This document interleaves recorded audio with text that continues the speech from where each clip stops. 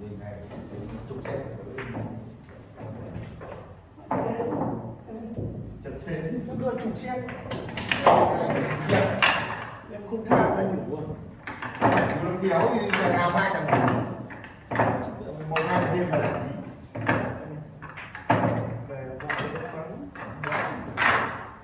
bắn 20 triệu thì vừa đi cả đêm em không làm chồng nhau lên đấu không cần mình cứ kéo đâu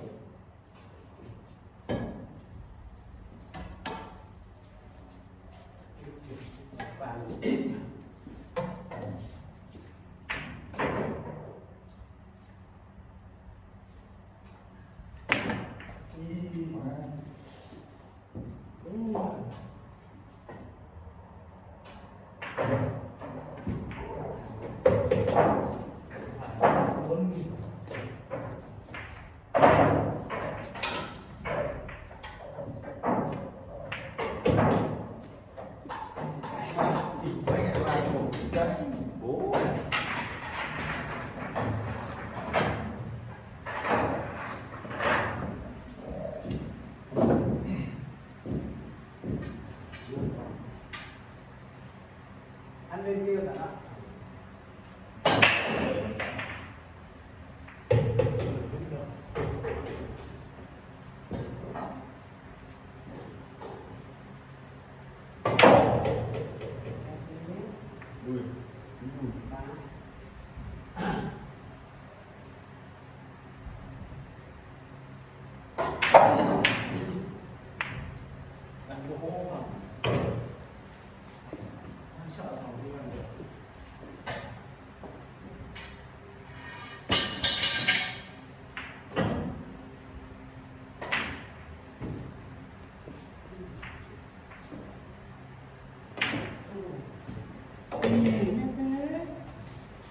sạc đánh nhiều quá thì cứ ăn nhớ hơn đây cố gắng nhớ hơn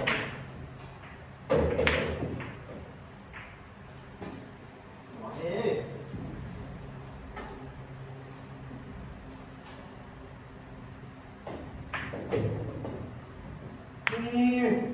nhật thế các bạn các 6 10 ba đừng đi để chết cá nó nhớ rồi cái đấy thì phải trắng như này có một cái chín nguyên lòng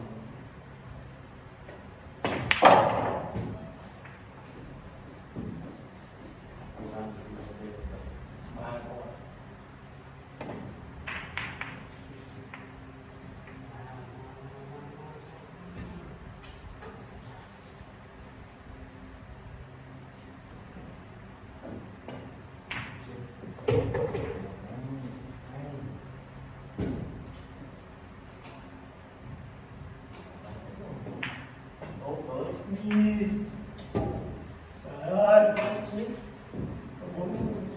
thẳng tắp chuyên như thế nó không lại mẹ đeo ăn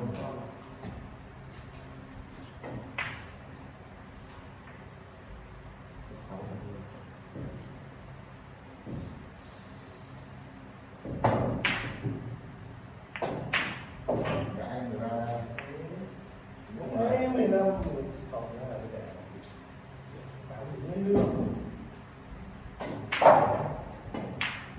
tốt đẹp trai ở đấy em nguyên được đấy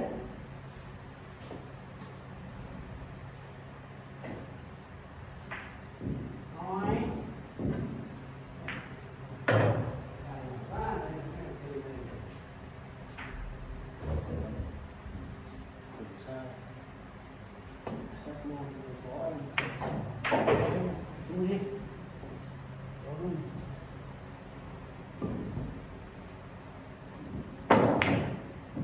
dịch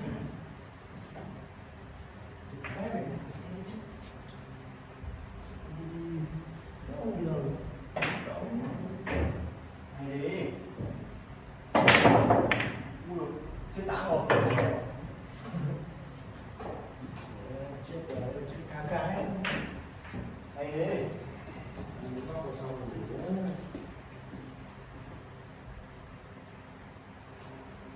cái này luôn đi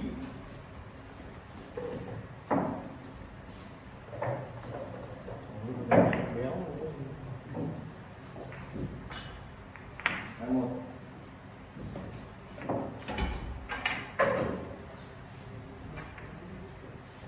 từ xa nữa thôi để không có cản cái chỉ biết xa bố mẹ ăn cái là dưới này ăn có được ý là nếu là một cái xa những nói em bảo con đấy thì miễn rồi ba câu là gì chứ đầu cái chuột côn xuân côn chân quay một cái con rồi câu qua thì em lột côn toàn đồ vậy qua thì em là lột nếu gì ăn con này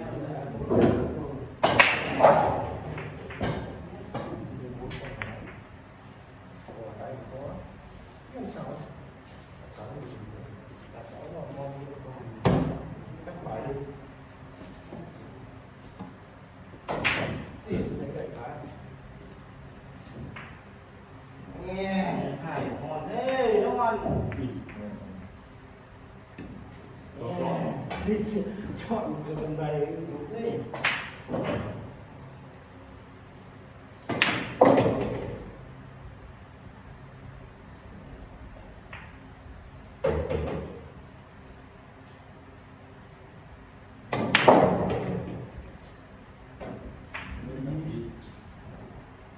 cái gì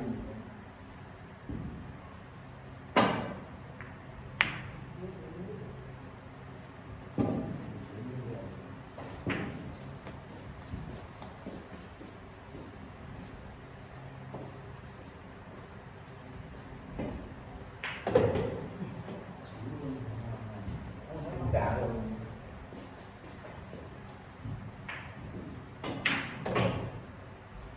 chứ trái này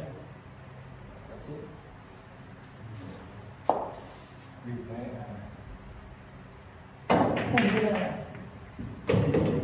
bếp mới đẻo 15 là nhìn lắm đây là hết mới chết rồi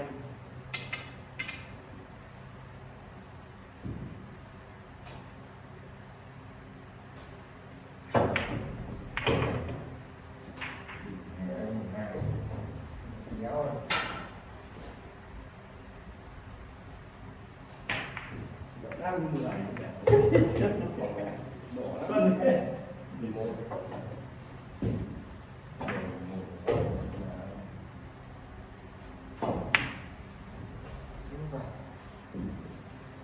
chẳng nào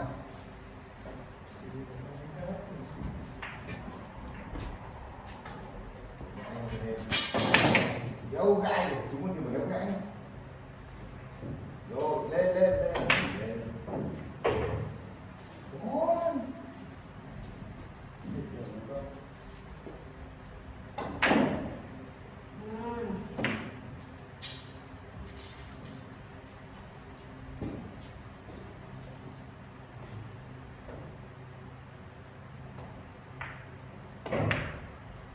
Đâu rồi mình cũng nghĩ này ra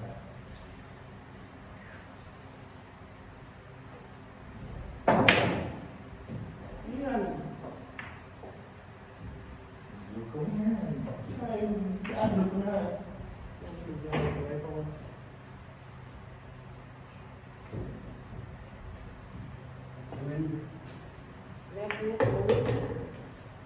về luôn phải đánh ai giờ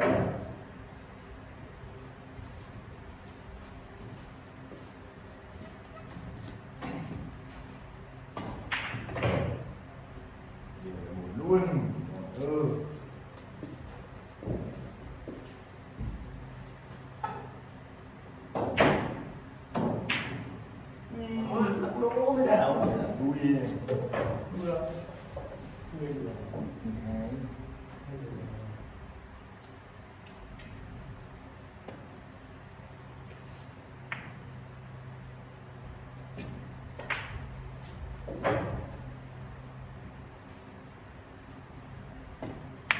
gì mà thế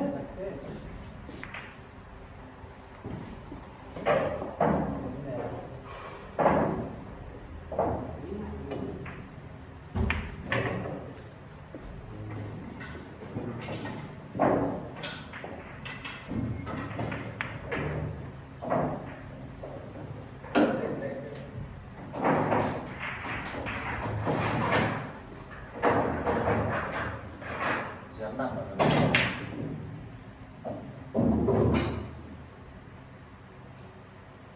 chị đấy Chết rồi. ê Mày quá đang khó rồi. đang khổ ăn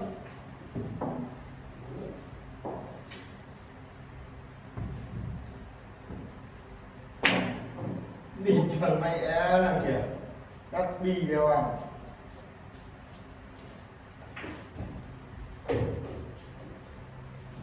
không nào đấy một à? Đặt bi kìa ăn. Gì em ơi, đánh ở đây một ở đây đánh mà hai lần được, đánh bốn nữa vừa lại.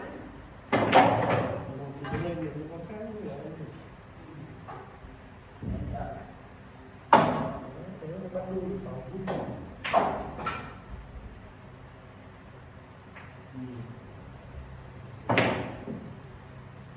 Đâu lui.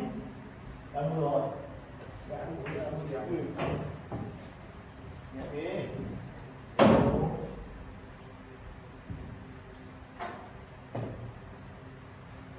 ui mẹ mình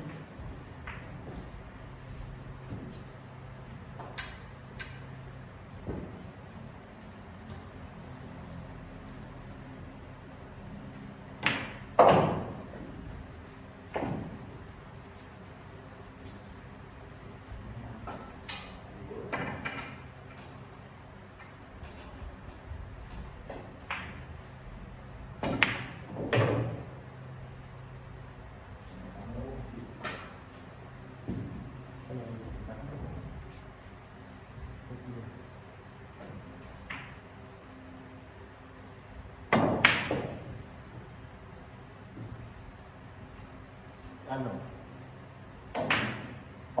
tiền bằng lạ coi như em không ăn được 11 coi như là miễn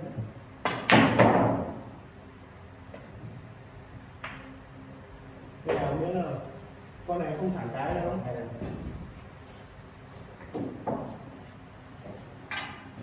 Có thế được. Đặt cái kìa ăn. Mẹ tôi tập. mấy này Ôi tổ mình đặt cái đâu.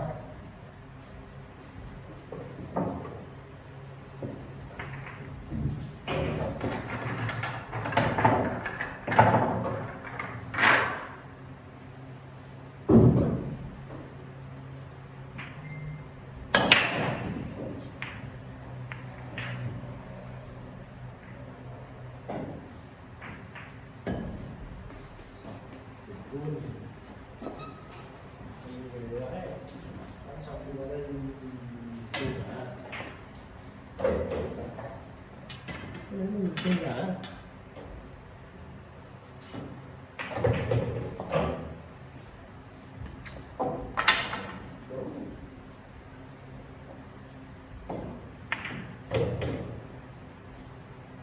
rồi luôn một vào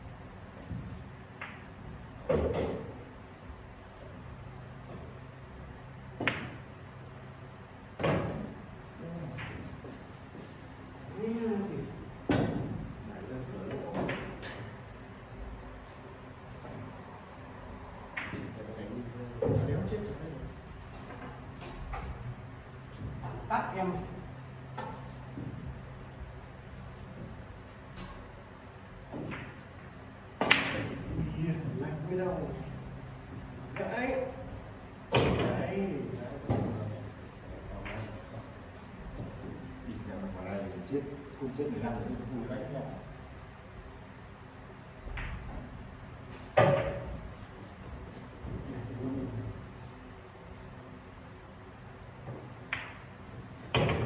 thì trẻ có đấy sống mồm đấy Nhẹ rồi, em xe nhẹ rồi, cái không đánh mạnh rồi.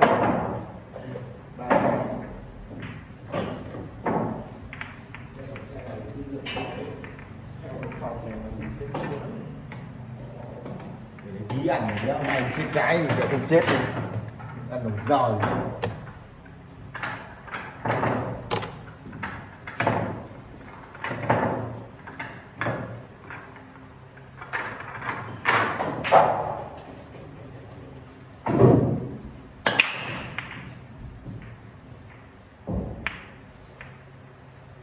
hai người một phòng.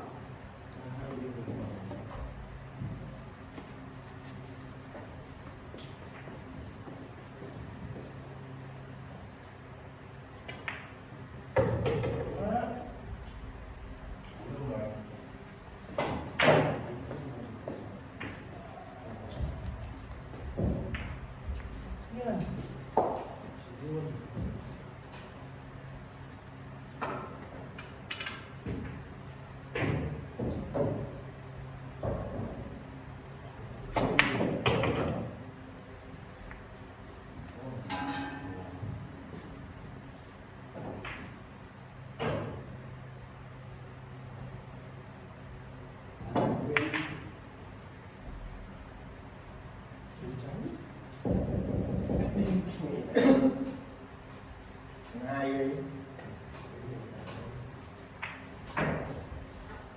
Có trường đánh thẳng mặt rồi.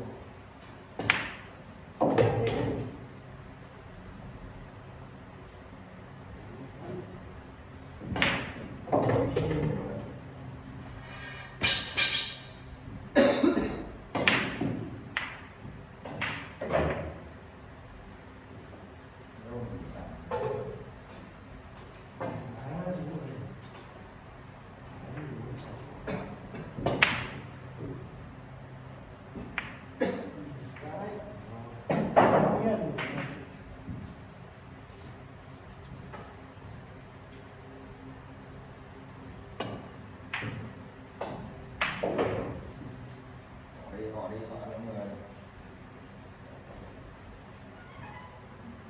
chọn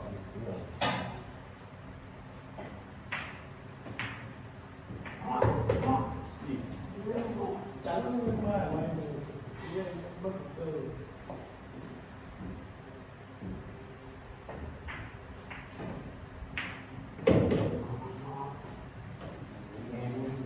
Tôi cứ lạc đấy.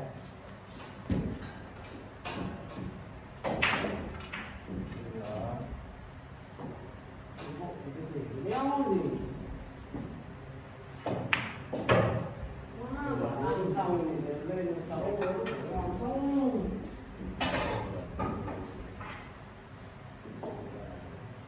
Nó vội đéo gì. Rồi. Thế là chúng ta. Lúc nào cũng mất người ta chết cái thế. Đánh thế mình chết à. Ăn lên là 6, 4, 7 con.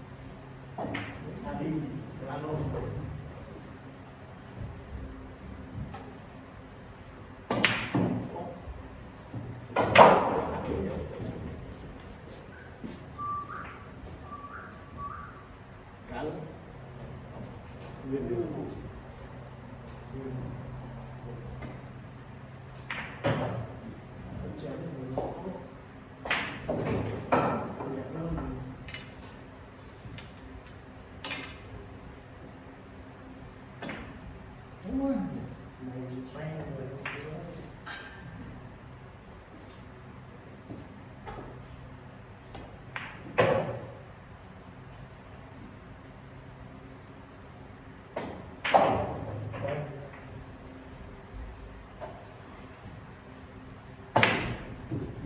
ui chết rồi. Đi cửa không tưởng.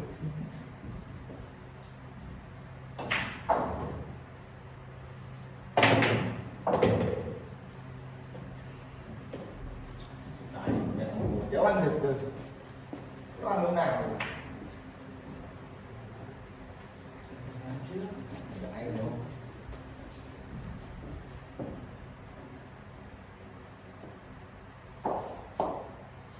đánh một tí đấy là gỡ một lột vào. má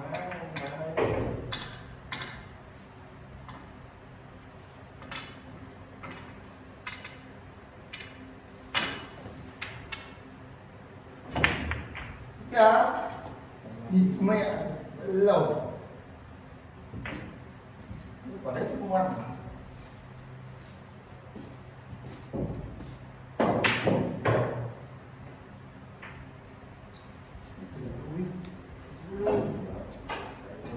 Lẩu. ui giỏi quá. Hay mà đúng rồi, cái con chéo chéo ở đấy mình cái đánh trượt đi. À, xong xuống rồi. Đi. Xong ăn nó. Ui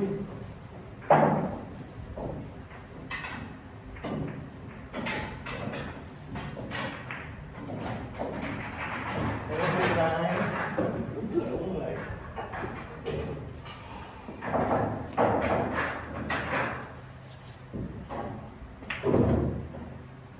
Ui đừng nghỉ ra.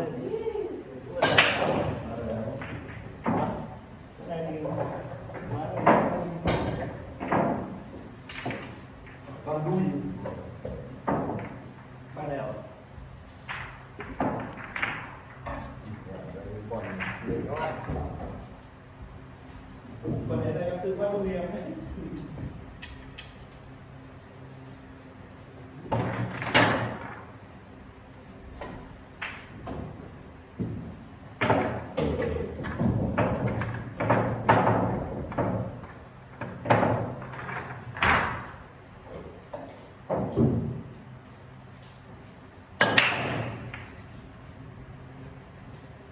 Nói luôn à.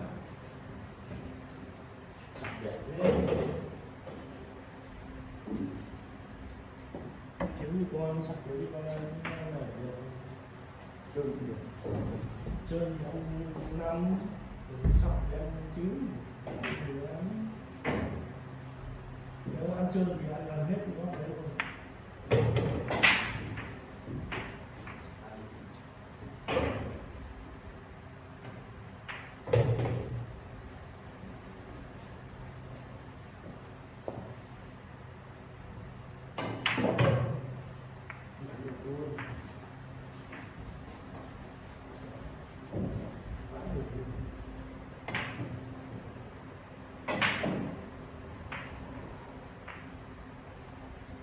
Trắng ở đây mới đẻo.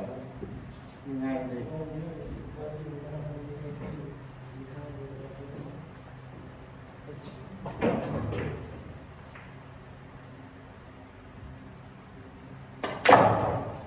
Đi trên cả.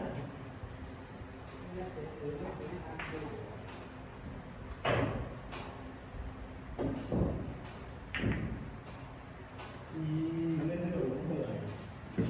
Yeah.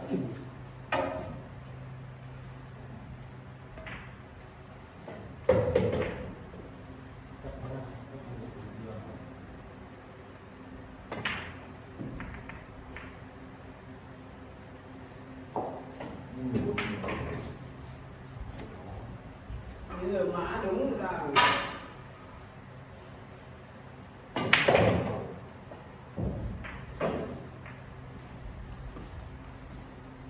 Thì ba con khởi lỗ với ba con đâu ăn. Quả đây lấy trượt hay là thành mưa má 4.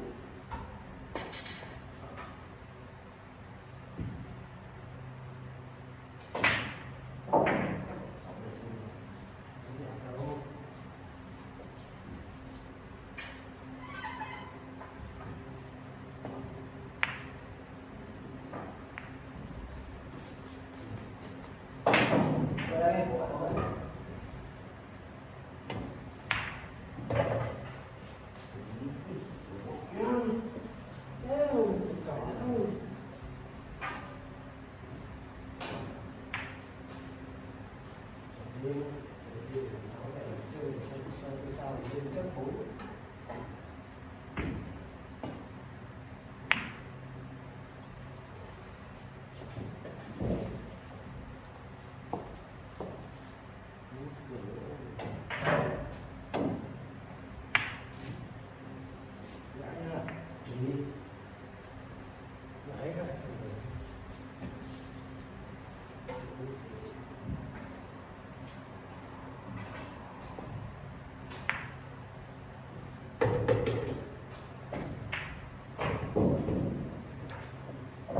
quang là anh sáu đều đã sợ bốn bốn hết rồi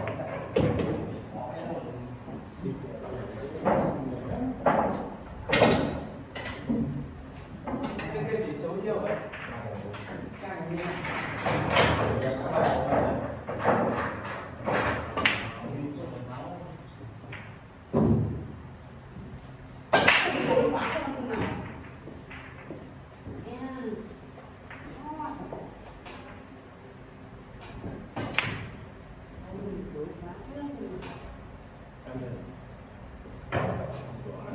Đấy, đúng không? không mà giờ trưởng thế là trừ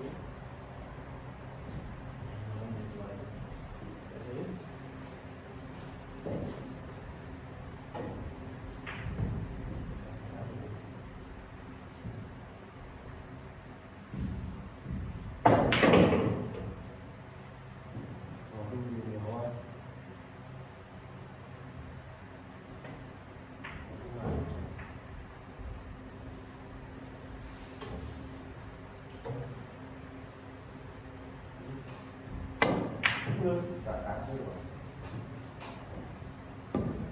Không đặt cả sao đi trước. Có điều ăn ra đi xong 8 mấy tiết anh còn 10 điều sợ ăn một một á điều cái một không phát tay mình thoải mái đây là các bộ.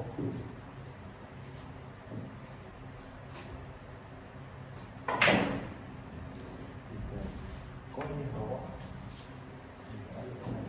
Tám có.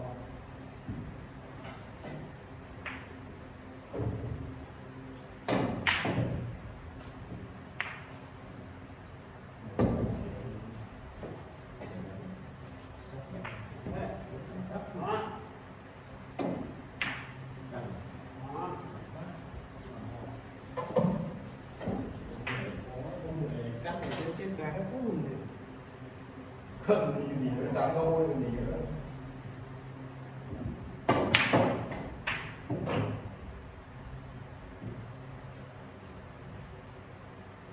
đi Nếu anh này đó.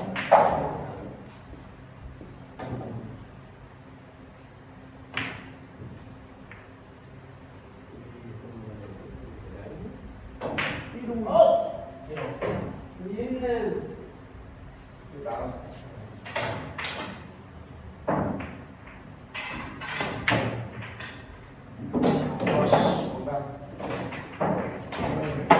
Người trên cái mấy bạn ăn nhìn cái phân như rồi nhưng mà là một phân cái là phân bốn lỗ nhẹ máy cũng trên cái còn cái của phòng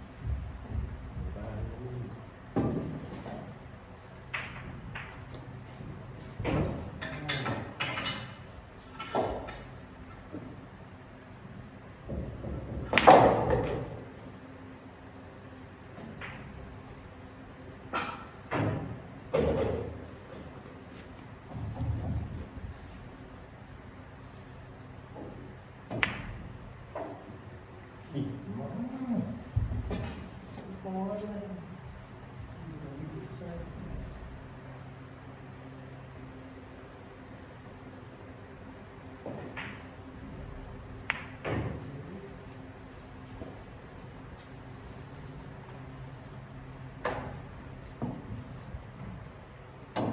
không ăn bắt đùi không ăn là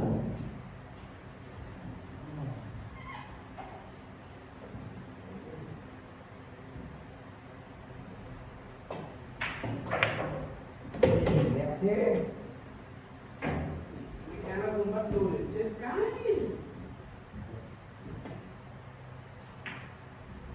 Cái gì vậy?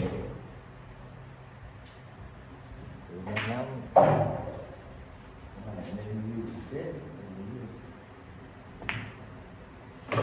là thế cái kia xuống ăn là bố Còn hết bình luôn. cộng là ăn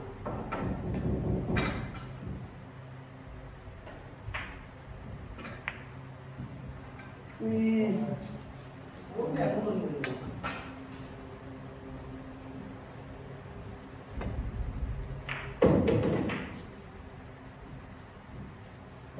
đã nó mặc cái gì nữa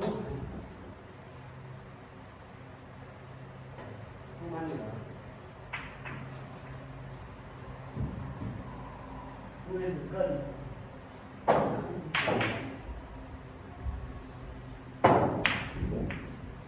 Cố tình sai. giờ ăn rồi giờ mình mẹ ba hai ăn luôn Ui. đến nó Đẻo.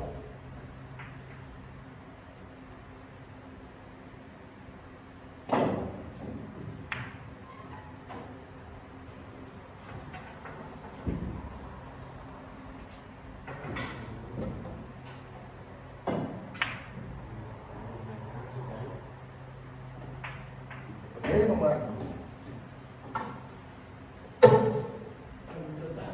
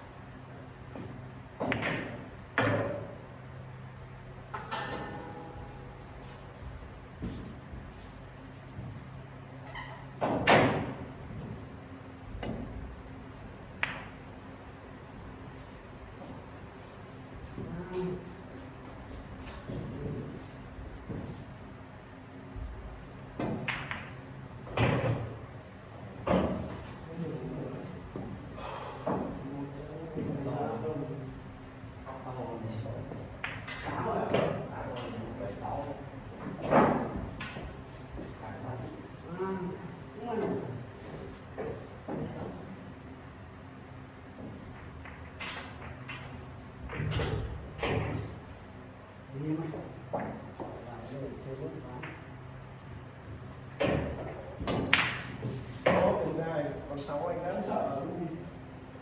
đi bán Còn chưa? chưa thứ ba là làm một cái giờ chưa bán giờ bọn này vẫn chưa xong 2 bán đúng không Lâu.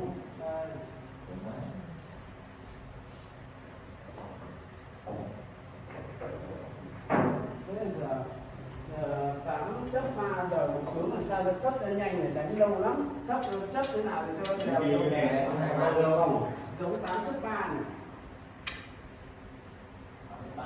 Anh làm cái làm trận gì em? tao rất là anh làm trận đúng không Ui. anh Cái cũng biết phải rồi. Hai năm trận đấy. 6 chấp 2,5. 7 14 là cái xác. 6 chấp 2,5 Đi nào? nếu mà em ăn bán đầu là 13 nếu mà anh ăn bán đầu cũng 30 Có lắm như bạn có lắm. không có à Bạn nếu không giống như thế kia không có đi thôi. Cho nó hơn đấy. hơn hả hơn nửa trái làm gì Có. Đi chụp hàng, đi chụp lửa. Đây chụp điểm đi. Thế thì không có hiệu quả. Nó 82 thôi.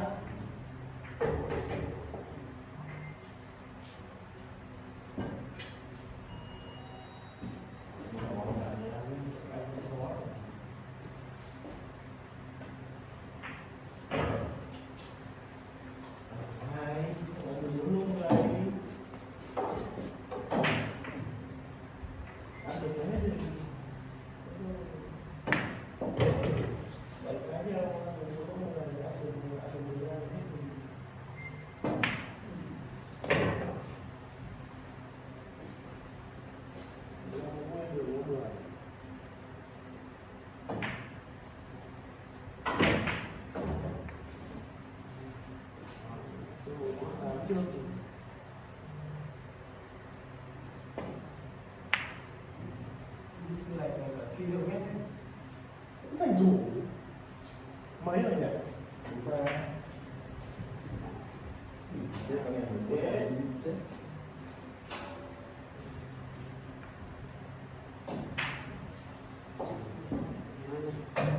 rõ ràng là công bộ làm sao mà cái vẫn đọc ở đấy được.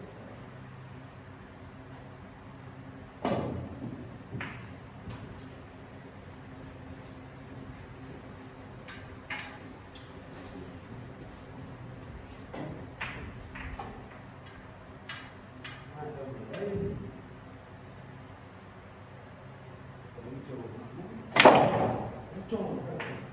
Này nắm đâu có sợ lắm.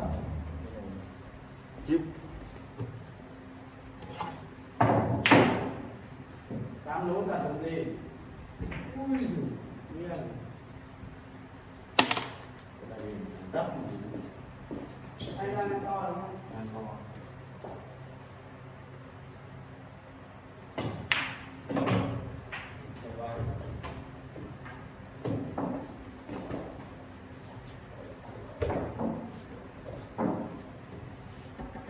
mới rồi. Nó chậm mấy không? Nó chậm mấy ấy? Năm.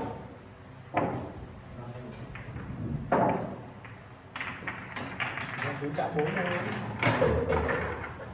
Ok. Xong sớm về sớm. Dính mắt lắm này. Rượu rồi. Còn nó bắt đầu dính mắt rồi. Đây là khả năng này. Nó xếp bao nhiêu? Cái đấy. Hả? Nó xếp bao nhiêu?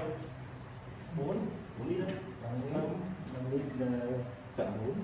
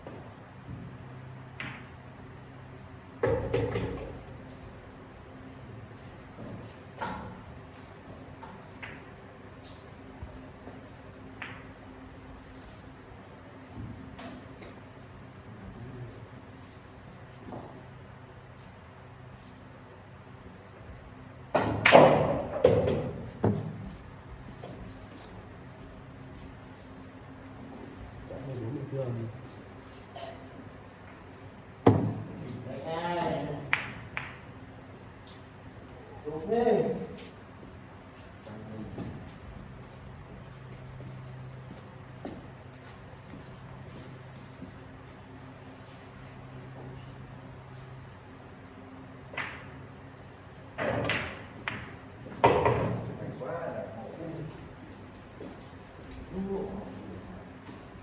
Dấu thì phải ăn.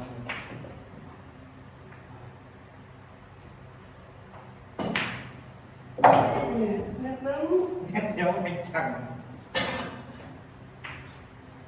Móc vào.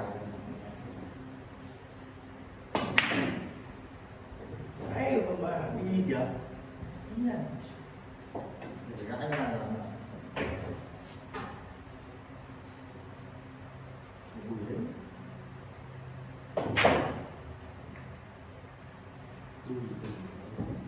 Sẽ phải bạn đâu. Em có tuổi thái ăn cốc sắp kéo Phần này.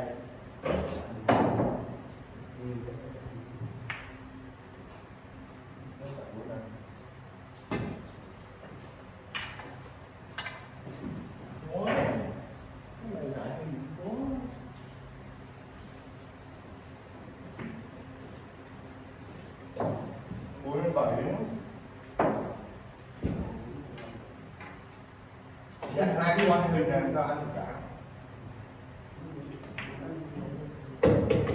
nhiều hơn càng bắt mỗi chú 2 quan ăn thì cháu được điều này cháu ăn 2 quan vẫn nuôi được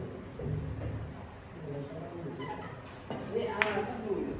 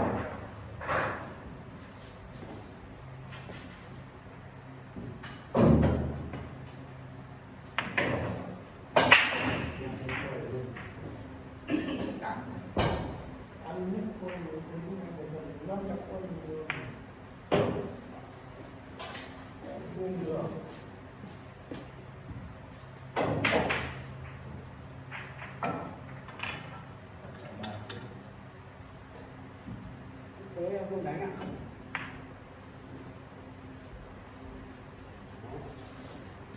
có cái mạnh Cây nữa.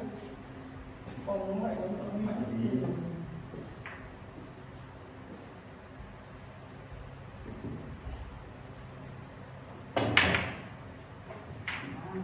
đi rồi mày đi ra Giáo xuống ơi mẹ tại mình đi đã đẹp rồi.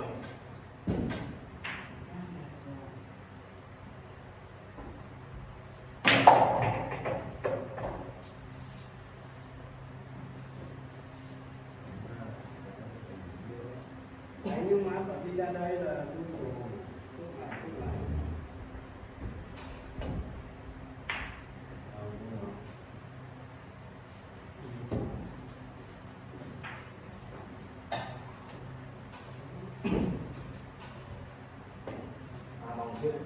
lại đi bắt nhiều đi bắt lên đường A3